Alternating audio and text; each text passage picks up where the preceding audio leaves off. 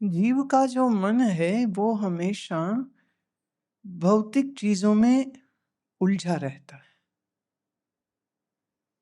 ये खा लो, वो पी लो, ये पहन लो, वो जेवर खरीद लो। ये स्वाभाविक रूप से सबके अंदर होती। जो मनुष्य जन्मा है उसके अंदर आप देखेंगे तो सब चीजें बहुत मिलती जुलती। जैसे बच्चा होता है तो खाना पीना, हंसना, नाचना, दौड़ना, खेलना सबको पसंद है। आपको था बचपन में? सबको है। फिर मीठा खाना सबको पसंद होता है। छोटा बच्चा खास करके मीठा खा के बहुत खुश होता है। शरारत करना, स्कूल जाना, पढ़ना लिखना। हालांकि पढ़ने लिखने में सब बच्चों का मन तो नहीं लगता, पर घर वाले मार मार के भेजते, नहीं नहीं पढ़ो पढ़ो पढ़ो। बच्चा पढ़ता है, फिर जैसे जैसे उम्र बढ़ती है तो उसकी इच्छाएं जो हैं फिर वो आ, अगला जो मरहला आता है, अगली जो क्लास होती है जवानी की, तो अब उसमें सजना संवरना, अच्छे कपड़े पहनना। आज के समय में तो जैसे बच्चे लड़के हैं वो बाइक या कार चलाना पसंद करते हैं, लड़कियां भी ऐसा ही पसंद करती हैं। और फिर सारा सजना संवरना इसलिए हो रहा है कि फिर कोई पसंद कर ले और फिर शादी हो जाए। ये भी सबके अंदर है। फिर शादी हो गई तो फिर बच्चे हो जाएंगे, फिर बच्चों की देखभाल करना। अब जब गृहस्थ की जिम्मेदारियां आती हैं तो फिर काम काज, पैसा कमाना, इसके ऊपर ध्यान आ जाता है। तो आमतौर पर या तो पति कमा रहा है और पत्नी घर चला रही है, और कभी कभी पति पत्नी दोनों कमा रहे हैं और घर चला रहे हैं। पर मिलता जुलता काम है, कमाओ, खर्चो, बच्चे बड़े करो, बच्चों की जिम्मेदारियां पूरी करो। फिर इसमें कभी कभी जमीन जायदाद के झगड़े आ जाते हैं। ये भी स्वाभाविक है, सब जगह ही हो रहा है ना। अब फिर ये सारी दौड़ लगाते लगाते हम एक भजन गाते हैं ना, भागा भागा फिरे बंदा धन ही के ध्यान में, दफ्तर दुकान बाजार या मकान में। हाँ? इस सब की कहानी है। माया ने भगाया तुझे, माया तुझे चलेगी। माया चलेगी कैसे? जैसे वो शरीर बूढ़ा होने लग जाता है तो बुढ़ापे की चैलेंजेस, बुढ़ापे की बीमारियां, कमजोरियां ये आने लग जाती हैं। फिर अगर पति या पत्नी में से किसी एक का शरीर चला गया, एक मर गया, तो दूसरे को अकेला रहना पड़ता है, जिम्मेदारियों को भी निभाना पड़ता है, शरीर भी बीमार होता है, ताकत भी नहीं होती। किसी किसी के पैसे की कमी हो जाए तो और बड़ी परेशानी हो जाती कि घर ही कैसे चलाएं, कि खाएंगे ही कैसे। सफेद पोश व्यक्ति अपनी तकलीफ को बता भी नहीं पाता। तो बुढ़ापे में अगर पैसा भी ना हो, अकेला भी हो, साथी भी ना हो, और बच्चे तो अपने अपने ठिकाने लग जाएंगे, तो फिर उनके पास अपने बुजुर्ग माँ या बाप के लिए इतना समय कहाँ रह जाता है। फिर वो और अकेला हो जाता है। पर उसकी ये उम्मीदें होती हैं कि उसके बच्चे, उसके पोते, उसके नाती, वो सब उसको पूछें, मिलें। जब मिलने तो बड़े खुश होते हैं, नहीं मिले तो फिर दुखी होते रहते। यही सब दिन रात में खटकते खटकते खटकते एक दिन प्राण निकल जाता। अगर बालपने या जवानी में ही मर नहीं गया तो ये लगभग लगभग सबका स्टोरी यही है, सबका कहानी यही। वो किसी मजहब का हो, किसी संप्रदाय का हो, गरीब हो, अमीर हो, मध्यम वर्गीय हो, कहानी सबकी एक जैसी। कुछ खुशियां मिल जाती हैं जिंदगी में, कुछ गम मिल जाते हैं, कुछ अच्छे पल आते हैं जिंदगी में, कुछ बुरे पल आ जाते हैं जिंदगी में। पर हमारे संतों ने और शास्त्रों ने ये कहा कि अगर आप ऐसी जिंदगी जी रहे हैं तो इस जिंदगी का हासिल जीरो है, शून्य। फिर कबीर साहब और दूसरे सब संत कहते हैं खाली आता है खाली जाओगे। एक हमारे संतों में यूपी में बहुत चलता है ये वाला भजन, अजब तमाशा लकड़ी का।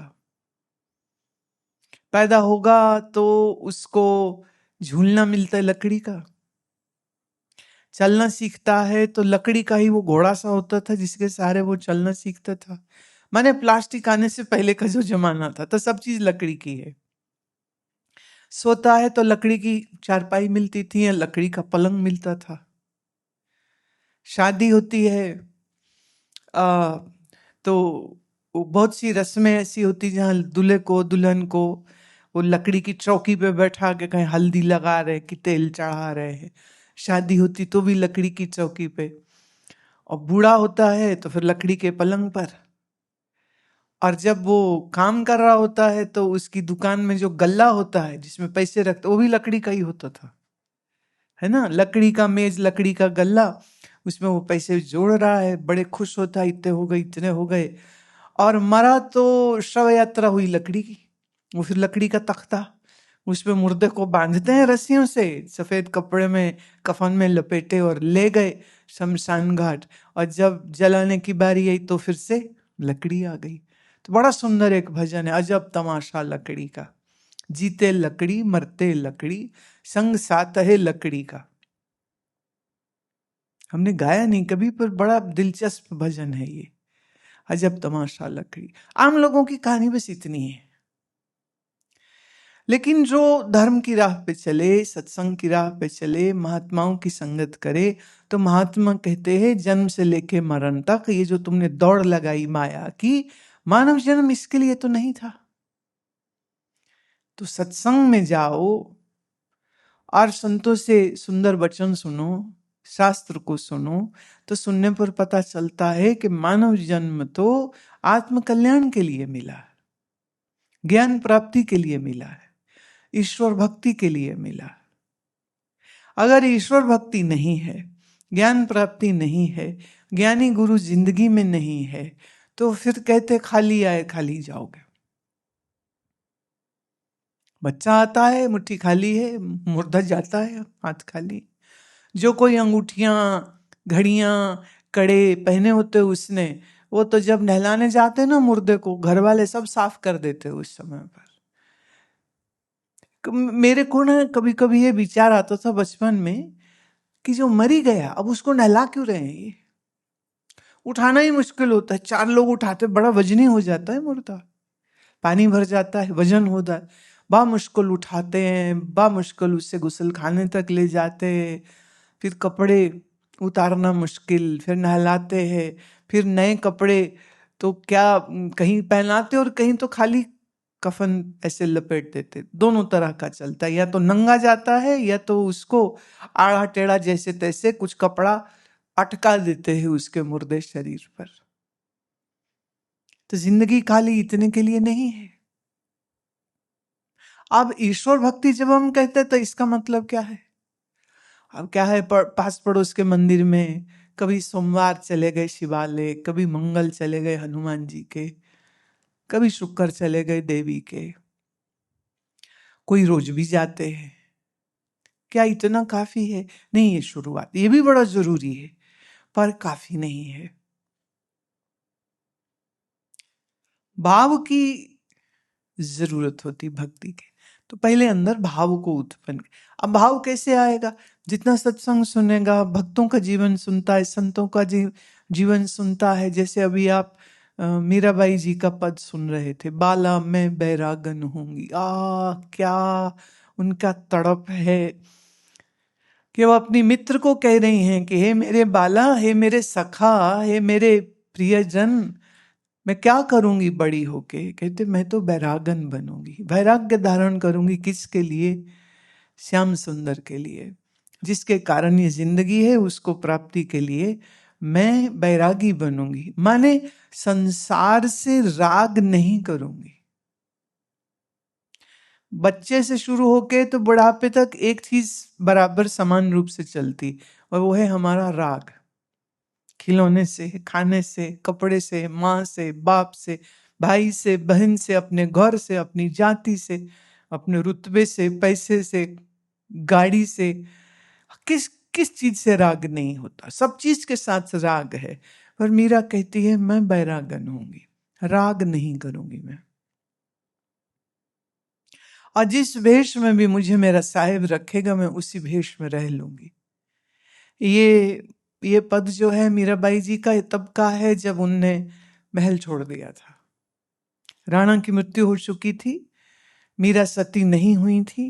उन्होंने विरोध किया था कि मैं सती नहीं होंगी, और घर में रहना मुश्किल हो गया था। और फिर एक समय पर आकर के वो अपना घर छोड़ के, ससुराल छोड़ के पहले अपने मायके गई, पर जब वहां गई तो पता चला कि वहां घर में जो उनके बहुत प्यारे भाई थे वो युद्ध लड़ते हुए वीरगति को प्राप्त हो गए। तो बहुत निराशा भी हुई उनको, और फिर उन्होंने रुख कर लिया वृंदावन का। तो वो राजस्थान से चली और वृंदावन तक आ गई वो। तो ये अपने उस भाव दशा का वर्णन करती है कि जिस भेष में भी मेरा ईश्वर मुझे रखेगा मैं उसी भेष में रहूंगी, जहां बैठाए तित ही बैठूं, बेचे तो बिक जाऊं। ये परम समर्पण है उनका, ये परम भागवत भाव है उनका, श्री कृष्ण के प्रति अगाध प्रेम है उनका कि कृष्ण है तो जीवन है, कृष्ण नहीं तो जीवन नहीं। तो दिन में, रात में, उठते में, बैठते में, हर समय वो श्री कृष्ण का ध्यान करती हैं। हर समय वो श्री कृष्ण के लिए श्रृंगार बनाना है, कि कृष्ण के लिए पगड़ी सजाना है, कि कृष्ण के गले में वनमाला डालना है, कि कृष्ण के चरणों में वो फूलों की पायल बना के डालनी है। तो कृष्ण का श्रृंगार बनाने में मीरा व्यस्त है या कृष्ण के प्रेम में मस्त है? तो इस भाव दशा में रहते हुए, कृष्ण कृष्ण नाम स्मरण करते हुए, भक्ति को साधते हुए, भक्ति साधी जाती है, भक्ति अपने आप से नहीं हो जाती। जैसे आप खाना बनाना सीखते हो, आज शुरू शुरू में खराब पकता है और फिर धीरे धीरे अच्छा पकता है, क्योंकि अच्छे बुरे की समझ बहुत मुश्किल से आती, साधना पड़ता है। कोई कपड़ा सिलता हो खुद तो ये भी साधना है। पहले पहले ठीक नहीं होता, फिर धीरे धीरे हाथ साफ हो जाता है, अच्छा सिलने लग जाता है। इसी तरह से मन को जब हम मंत्र के साथ जोड़ना चाहते हैं तो मन अचानक से और आराम से नहीं जुड़ता। सबकी सबसे भारी समस्या यही तो है कि ऐसे ऐसे विचार, ऐसे ऐसे ख्याल भजन करने के समय पर आते हैं जिनका ख्याल पहले कभी आया ही नहीं होता। वो सब बेकार की बातें उसी समय आती हैं। ऐसे बैठो, कोई ख्याल नहीं आ रहा। जहां माला हाथ में पकड़ी, जहां भजन करना शुरू किया, जो मन फिर भागता है यहाँ वहां, यहाँ वहां, यहाँ वहां, कहाँ कहाँ की बात सोचता है, कैसी कैसी बात सोचता है, बिल्कुल व्यर्थ बात सोचता है, सब सोचता है, बस मंत्र में मन नहीं लगता। तो साधना किसको कहते हैं कि हमारा मन जब हम जप करने बैठे तो सिवाय अपने इष्ट के और कहीं न जाए। अब वो बिना भावना के संभव नहीं है, वो भाव चाहिए अंदर। भाव एक ऐसी चीज है जिसका कोई नुस्खा नहीं है। मैं कहूं कि तुम ये चीज खा लो तो भाव अंदर आ जाएगा। अब ये तो कृपा है, ये हो जाए तो बहुत बढ़िया है, नहीं हो तो नहीं है। तो भगवान की अनुपम कृपा जिस पर होती है उसके हृदय में भगवान स्वयं ही भक्ति बनकर के अवतरित हो जाते। माने हम ईश्वर से सीधे प्रेम भी नहीं कर सकते। इसलिए भक्ति मार्ग के संत तो कहते हैं कि जब ईश्वर चाहते हैं तब वो जीव के मन में प्रेम का भाव भर देते, और फिर मन जो है वो ईश्वर की ओर अपने आप ऐसे जाता है जैसे चुंबक की ओर लोहा खींचा हुआ जाता है। ऐसे ही फिर मन ईश्वर की ओर चला जाता है। वो मन जिसको आदत है सिर्फ राग करने की, वो मन जो सिर्फ विषय भोग चाहता है, वही मन फिर ईश्वर की तरफ अनुरक्त हो जाता है। उसका मन ईश्वर के स्मरण में, उसे वहां सुख लगता है, न खाने में न पीने में। साधना करना मतलब अपने मन को बाहर की दौड़ से हटा के भीतर की ओर लेके आना। साधना का मतलब इतना है। तो पहले तो सत्संगत करे, फिर ईश्वर की कृपा होए, फिर मन में भाव आ जाए, फिर अपनी ओर से ये यत्न करे कि गलत लोगों की संगति ना करे। कई बार जैसे सास बहू का झगड़ा करने वाले लोगों के बीच बैठ जाओ तो वही बातें सुन सुन के खोपड़ी अपनी भी खराब हो जाती। पैसे के पीछे पागल होने वाले लोगों के साथ बैठ जाओ तो पैसे के लिए तो कत्ल कर देते हैं। बेटा बाप को मार देता है, बेटा माँ को मार देता है। अभी समाचार पत्र में ऐसा अजब अजब कहानियां आती हैं तो लगता है ये कैसे लोग हो गए। बेटी ने माँ को मार दिया, पत्नी ने पति को मार दिया, मतलब अपना स्वार्थ पूर्ति करने के लिए वो कत्ल करने में भी पीछे नहीं हटते हैं। अब ये राक्षस वृत्ति कहां से आ गई? ये कुसंगति से आती है। इसलिए हमारी संगति अच्छे लोगों की होनी चाहिए, भागवत भक्तों के साथ होनी चाहिए, ईश्वर अनुरागियों के साथ होनी चाहिए, जो संतों से प्रेम करते हो उनके साथ होनी चाहिए। अब संतों के साथ आप बैठ करके प्रेम से क्या सीखेंगे? सेवा सीखेंगे, सुमिरन सीखेंगे, सुबह उठना सीखेंगे। मुझे याद पड़ता है हमारे शरीर की जो माता जी थी, ये शरीर उस समय पर छठी क्लास में था, 6th में। तो हमारे पड़ोस में एक महात्मा आए जो सुबह 5 बजे, सर्दी के दिन, और सुबह 5 बजे वो सत्संग करते थे। पर थोड़ा अजब तरीका था उनका कि 5:05 पे वो कुंडा लगवा देते थे, लॉक करा देते थे दरवाजे को कि अब कोई नहीं आ सकता। तो आप 5 बजे तक पहुंच गए अंदर तो पहुंच गए, नहीं तो बाहर।